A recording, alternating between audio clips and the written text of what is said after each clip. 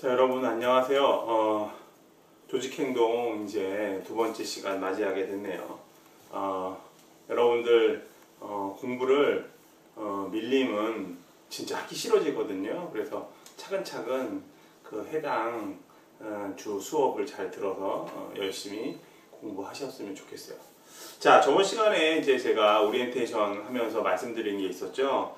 일단 뭐 수업 시간에 잘 듣자, 그죠? 수업 시간에 잘 듣고 그 다음에 그 온라인 수업이니만큼 현장감이 없다.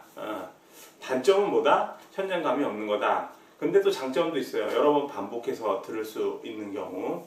오프라인 수업 같은 경우에는 제 수업을 이제 녹음해서 듣는 친구들이 꽤 있었는데요. 아무래도 화면을 보면서, 그죠?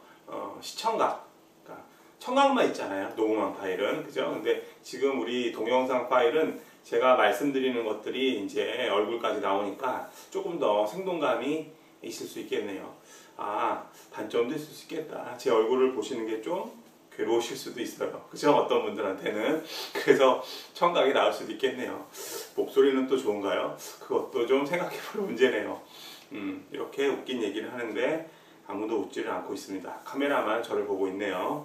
자, 그래서 일단 수업을 잘 듣자. 그리고 필기를 잘하자. 저도 뭐 수업 방식이 약간 아날로그 스타일이라 노트에다가 필기를 하는 것을 좀 개인적으로는 선호하는 편입니다. 여러분들은 뭐 필기를 하시든지 직접 종이에 아니면 뭐 태블릿 컴퓨터를 이용해서 수업을 들으시든지 뭐 좋으신 방법을 택해서 하시면 되고요. 그 다음에 이제 그 출석 같은 경우에는 뭐 의미가 없어요. 그래서 수업을 다 들으면 출석으로 인정된다고 보시면 되고요. 그 다음에 이제 뭐 강의 계획서 순서로 이제 진도를 나갈 것이다.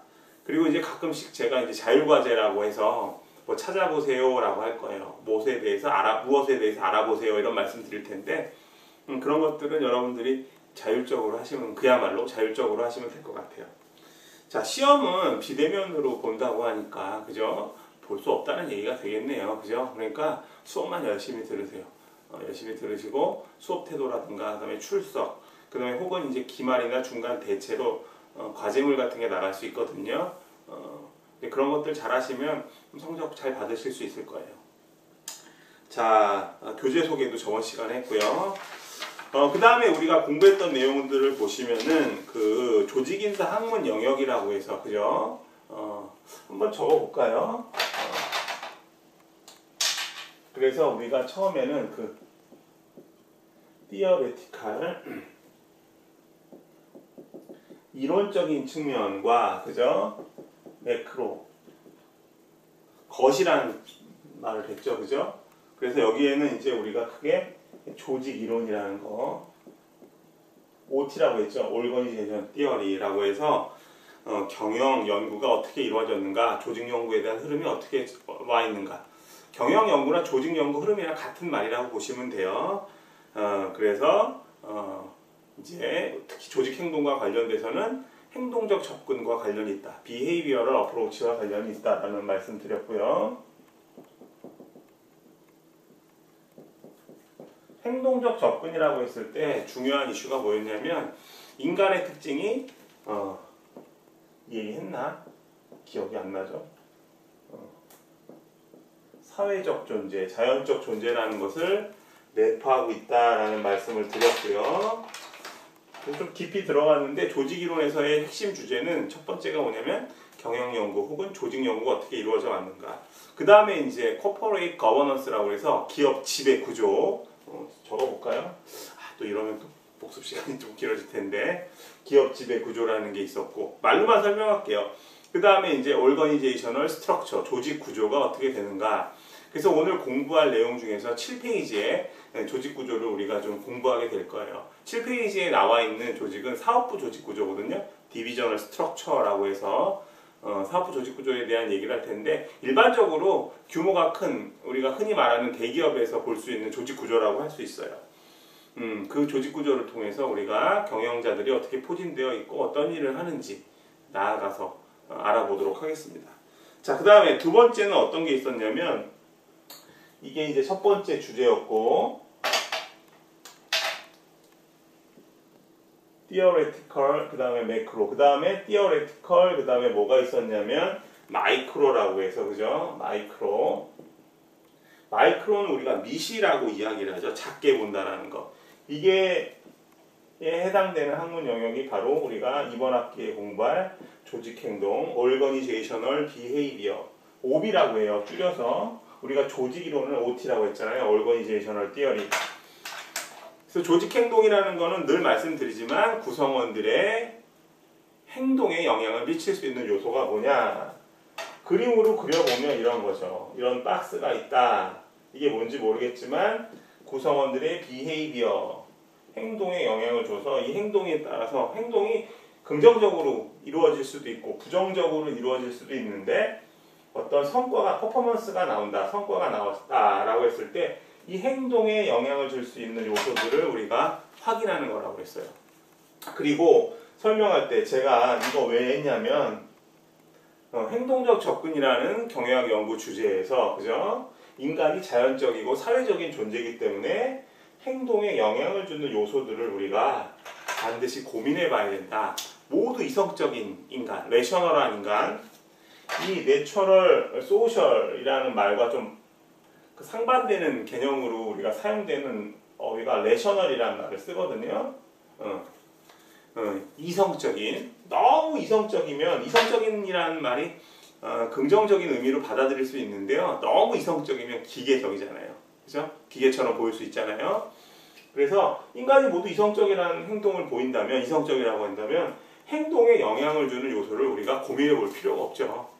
기본 전제가 인간이 자연적인 존재고 사회적인 존재이기 때문에 반드시 인간의 행동에 영향을 미치는 요소를 우리가 좀 심각하게 고민해 볼 필요가 있다.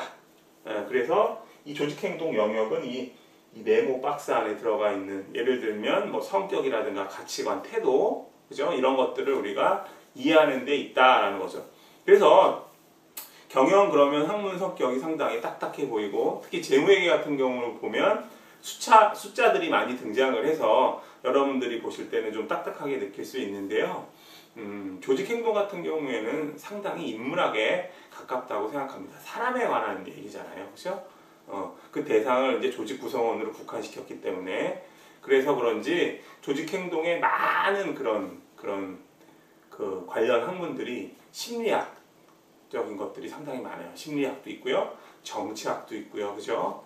그 다음에 뭐 문화인류학도 있고요. 여러 가지 요소들이 있을 수 있습니다. 자, 그 다음에 우리가 공부한 게 이제 이거 지워볼까요? 그 다음에 공부한 게 매크로하고 애플리케이션, 그죠? 되게 보드마카를 새 거를 사용했더니 상당히 지저분하네요. 제가 잘 지워보도록 하겠습니다. 오, 그래도 상당히 지저분하네요. 자, 세 번째는 이제 매크로. 복습하는데 또 시간이 많이 걸리는군요. 애플리케이션은 응용이라고 그래서, 그죠? 조직이론을 바탕으로 실제로 뭘 한다? 조직이 앞으로 수행할 일들을 계획하고 분석한다. 그래서 이른바 우리가 이걸 갖다가 스트래티지 매니지먼트, 전략 경영이라고 이야기를 했어요. 그래서 분석 활동이 상당히 중요하다라고 말씀을 드리고요. 그래서 전략 프레임을 세우는 일이 중요하다. 미션, 비전, 전략, 목표 이런 것들이 중요하다. 요 얘기는 우리가 이제 앞으로 이제 복습을 하고 있지만 수업하면서 오늘 다뤄보게 될 내용입니다. 그리고 마지막으로 이제 네 번째로 우리가 공부했던 마이크로, 그 다음에 애플리케이션. 마이크로 애플리케이션 같은 경우에는 HRM이 대표적인 영역이다라는 얘기했어요. 휴먼 리소스 매니지먼트, 그죠? 우리말로 얘기하면 인적 자원 관리다라고 해서 스태핑에 관한 거, 그죠? 채용에 관한 거. 그래서 사람을 어떻게 모집할 것인가, 리크루트먼트, 그죠? 그다음에 실렉션, 어떻게 선발할 것인가. 그 다음에 우리가 디벨롭먼트에서는 구성원들을 어떻게 교육할 것인가, 그죠? 디벨롭먼트가 개발이니까 교육하고 훈련할 것인가. 그리고 성과평가, 이밸루에이션, 평가, 이밸루에이션, 그 다음에 컴펜세이션, 성과평가를 하면 그 다음에 보상이 있겠죠. 그 다음에 뭐 이동이라든가, 그죠? 무빙, 그 다음에 리텐션에 관한 얘기, 유지에 관한 얘기를 드렸어요. 자, 간략하게 저번 시간에 이제 공부한 것들을 점검해 봤는데, 여러분들이 이제 앞으로 복습 내용들은 앞에 내용들 조금 참고해서 보시고요. 제가 복습 시간을 좀 드릴게요. 제가 오프라인에서 수업하던 습관이 있어서 복습 할애를 이제 복습에 들어가는 시간에 할애를 많이 하다 보니까 해당 그 주차에 진도를 못 나가는 경우가 발생해요. 좀 늦어지거나. 그래서 그런 부분을 여러분들이 이제 우리 온라인 강의에서 계속 반복해서 보시면 되는 거니까 여러 번 들으시면 될 것 같고, 늘 말씀드리지만 이제 질문사항 있으면 저한테 전화를 주시면 될 것 같아요. 강의 계획서에 제 전화번호 안 나온다고 하지 마시고요. 로그인해서 종합정보센터에, 종합정보센터인가? 거기 들어가서 로그인해서 보시면 제 전화번호 보실 수 있어요. 자, 오늘 진도 나가도록 하겠습니다. 그 4페이지 보면 4페이지에 그 피라미드 모양으로 생긴 게 있거든요. 그래서 거기 맨 위에 보면 이제 미션이라는 게 있고, 그 밑에 비전, 그 다음에 잘은 모르겠지만 CSF, 크리티컬 석세스 팩터라는 게 있고, 뭐 KPI 뭐 이런 것들이 쭉 있어요. 전략 목표라는 것도 있고요. 자, 하나하나 보도록 하겠습니다. 거기 보면 이제 경영에 대한 정의가 등장하고 있어요. 우리 경영학 원론 저랑 같이 수업한 친구들을, 혹은 뭐 다른 선생님하고 공부하신 분들은 경영에 대한 기본적인 정의는 내리실 수 있을 것 같아요. 경영은 어떤 개념이냐면 조직의 미션과 M이라고 쓸게요. 비전에 부합하는, 이 부합이라는 말이 중요하네요. 부합. 그 다음에 목표, 골. 그리고 중요한 단어가 리소스예요. 리소스. 자원. 그래서 경영이라는 거는 이제 목표를 달성하는 과정이라고 말씀을 드렸는데, 중요한 게 뭐냐면 그냥 목표가 아니고 미션, 비전에 부합하는 목표라는 거예요. 그리고 우리가 조직 목표를 달성할 때 그냥 목표를 달성할 수 있는 게 아니라 반드시 조직 내에 존재하는, 그죠? 자원을 활용해서 목표를 이루어 나가죠. 자, 그런데 그러면 이걸 왜 공부하느냐? 우리가 제일 처음에 공부할 때 뭐라고 이야기를 했냐면, 경영에 대해서 이야기를 할 때 경영 한자로 한번 번역을 해봤죠. 경영은 다스리고 계획하는 것이다 라고 했어요. 그죠? 경영은 한자의 의미를 풀어보면 다스리고 계획한다. 그러면 이 다스리는 거에 있어서의 대상이 있을 거 아니냐? 그 대상이 뭐다? 조직이다라는 거죠. 우리가 조직 행동을 공부하는데 조직에 대해서 기본적인 지식이 하나도 없다고 하면, 혹은 잘 모르고 그냥 행동에 대해서만 공부를 한다고 하면 일반 사회학 분야하고 다를 바가 없겠죠. 그래서 반드시 우리가 행동을 공부하지만 이 앞에 들어가는 이 조직을 이해하실 필요가 있어요. 그래서 제가 따로 우리 강의 자료에 어펜딕스라는 걸 만들어서 바로 수업에 들어가지 않고, 그죠? 조직에 대한 설명, 그리고 1장에서는 주로 이제 경영자에 관한 이야기도 많이 들어가거든요. 왜냐하면 경영자도 중요한 이슈가 돼요. 조직이 경영에 있어서의 대상이라고 한다면 경영자는 경영에 있어서의 주체라고 할 수 있잖아요. 무슨 말이냐 하면 경영자가 조직을 대상으로 해서 실제로 경영을 해 나가죠. 주체가 된다는 거죠. 그래서 저도 뭐 이런 부분을 강의 안 하고 그냥 진도를 나가면, 제가 뭐 진도를 이제 빼는 데 있어서는 별 무리가 없지만, 또 제가 그렇게 하기에는 제 좀 양심에 좀 어긋나는 행동을 하는 것 같아서, 그죠? 그래서 여러분들에게 좀 하나라도 저 가르쳐 드리고 싶은 마음이 강해서 제가 이렇게 시작하는 거니까, 여기에 대해서 잘 아시는 분들도 100% 다 내용을 이해하시지는 못할 거예요. 그리고 혹시 수업을 들었던 학생들, 특히 우리가 이제 우리 어펜딕스에서 공부했던 내용은 그야말로 경영학 원론에서 많이 공부를 했던 내용들이거든요. 잊어버리실 수도 있었으니까 다시 한번 복습한다 라고 정리해 주셨으면 좋겠어요. 또 잔소리 같지만 좀 덧붙이면, 우리가 안다고 생각하는 것 중에서 제대로 아는 게 별로 없어요. 저도 그렇고요. 여러분들도 가만히 생각해 보시면 그럴 거예요. 진짜 내가 아는 걸 완벽하게 우리가 안다고 말할 수 있나. 그래서 공부의 시작은 아는 것들에 대해서 한번 의심을 해보고, 그죠? 제대로 아는지 모르는지 확인해 보면서 여러 가지 문헌들을 참고하고 생각하고 또 공부하고 이런 과정에서 지식이 쌓이게 되는 것 같습니다. 그래서 궁극적으로는 여러분들이 어떤 행위, 판단함에 있어서의 좀 합리적인 그리고 합당한 그리고 명쾌한 어떤 결론이 나게 되겠죠. 자, 뭐 그런 얘기를 하다 보면 한두 끝도 없고요. 빨리 진도 나갈게요. 자, 그래서 조직에서 수행하는 게 이런 경영 활동이 되잖아요. 그죠? 그래서 우리가 공부를 하는 거예요. 그래서 조직이 이제 체계가 갖춰지기 위해서는 미션 비전이 상당히 중요하다. 그리고 미션 비전은 이제 경영 정의를 통해서 우리가 공부하게 돼서 한번 정리를 해봤어요. 자, 미션부터 한번 볼게요. 미션이라는 건 뭐냐면 조직의 존재 근거예요. reason to exist.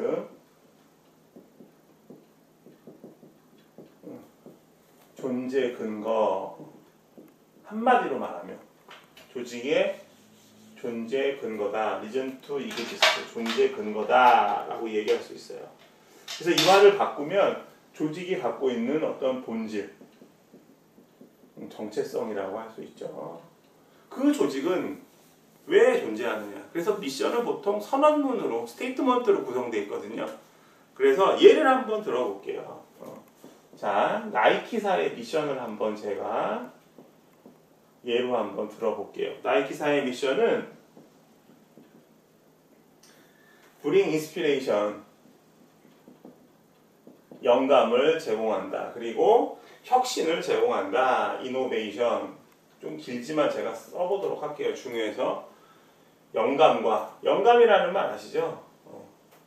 어떤 기발한 생각이 되는 근본적인 어떤 발상. 그죠? 영감과 혁신을 제공한다. 누구에게? To every athlete. 그죠?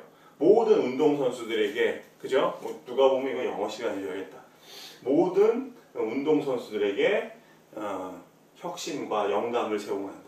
여기까지만 보면 나이키사의 존재 근거로 볼 때는 그냥 좀 평범한 것 같은데요. 그 다음 문장이 멋있어요. 여기서 운동선수를 정의하는데 애슬릿을 어떻게 정의하냐면요.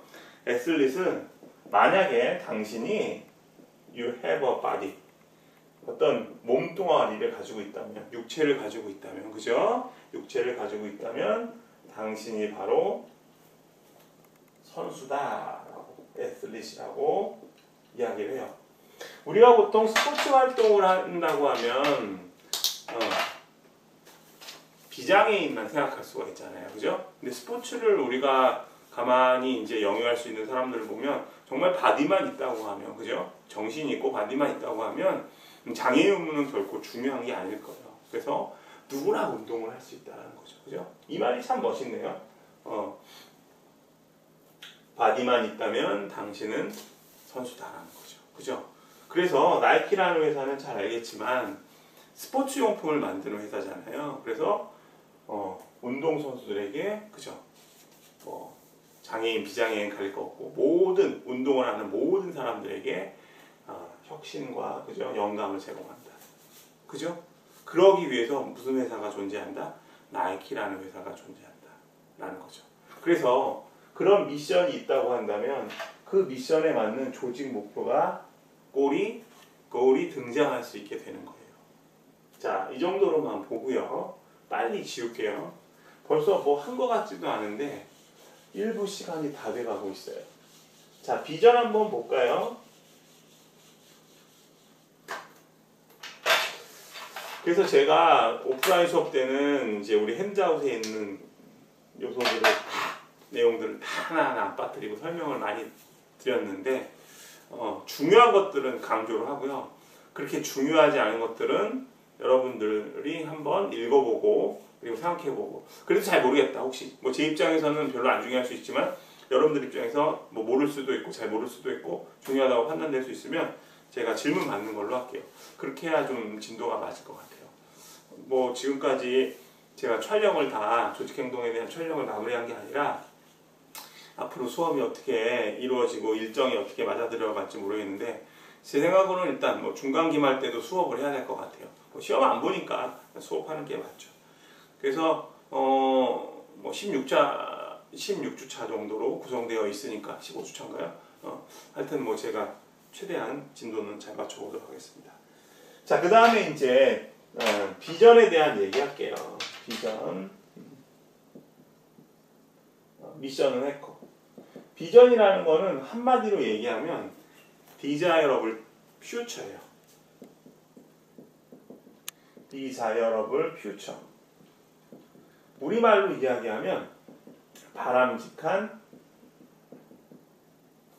조금 의역을 하면 조직의 미래 모습. 바람직한 조직의 미래 모습이다. 나이키사의 그 미션을 봤을 때 뭐라고 얘기했냐면 모든 운동선수들에게 그죠? 영감과 혁신을 제공한다. 근데 운동선수는 육체가 있으면 바디가 있으면 운동선수라고 할 수 있다. 그런 게 이제 기본적인 대전제죠. 그 나이키가 존재하는 스포츠용품을 만드는 그죠? 비전이라는 건 뭐냐면 그 나이키사가 앞으로 어떤 식으로 나아갈 것인가에 대한 큰 어떤 이정표 같은 거라고 보시면 돼요. 바람직한 미래 모습. 그래서 되게 많은 이제 제조업체 같은 경우에는 이런 식으로 많이 끝나요. 뛰어난 제품, 뭐 최고 뛰어난 제품을 제공한다. 이런 식으로 비전에 대한 문장이 이루어지게 돼요. 아까 미션에 대한 것도 스테이트먼트로 구성된다고 말씀을 드렸죠. 어떤 문장으로. 비전도 마찬가지예요. 우리 조직이 앞으로 어떤 식으로 나아갈 것인가에 대한 이정표 같은 개념이니까 뭐 나이키사 같은 경우에는 모든 선수들이 만족할 수 있는 최고의 제품을 만들고 제공하겠다라는 거죠. 모든 운동선수들에게 혁신과 영감을 준다. 제가 만약에 올림픽에 출전해요. 뭐 출전할 수도 없겠지만 출전한다고 했을 때 그죠? 나이키의 용품을 뭐 신거나 입고 착용을 하고 그죠? 운동을 해요. 그렇게 돼서 상대방의 선수를 제압할 수 있도록 한다. 상당히 기분이 좋아지겠죠. 뛰어난 제품을 착용해서. 그래서 미션과 비전을 통해서 우리가 알 수 있는 거는 조직 목표가 결정된다는 거예요. 왜냐하면 다시 얘기하면 미션이라는 건 조직의 존재 근거가 되고 비전이라는 거는 바람직한 미래 모습이 되니까 거기에 맞는 목표가 나오겠죠. 자, 그게 우리 교재에서는 뭐라고 얘기했냐면 세 번째 거 볼게요. 스트래티지 골이라고 이야기를 한 거예요. 전략 목표 C라고 쓸까요? 전략 목표.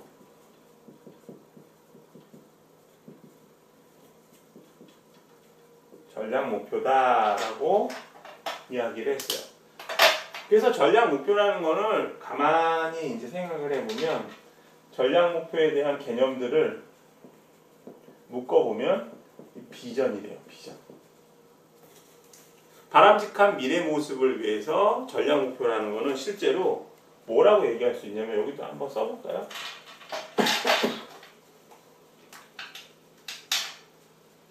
중점 추진 과제라고 할 수 있거든요. 다른 말로 얘기하면. 바람직한 미래 모습을 이루기 위한 중점 추진 과제. 그러니까 중점 추진 과제들이 모이면 바람직한 미래 모습이 되겠죠. 그래서 이 관계가 성립한다. 이거 아시죠? 시그마. 전략 목표 하나하나를 개념들을 합치했다라고 보시면 돼요. 수학적으로 표시하기는 좀 그런데 이해를 돕기 위해서요. 자, 이렇게 보시면 되고 그리고 전략 목표를 통해서 우리가 생각해 볼 수 있는 거. 고객들이 만족할 수 있는 최고의 제품을 갖다가 제공한다라고 하는 비전이 있다고 하면 거기에 대한 중점 과제를 우리가 생각해 볼 수 있는 게 이런 거 있을 수 있을 것 같아요. 어디까지나 예예요.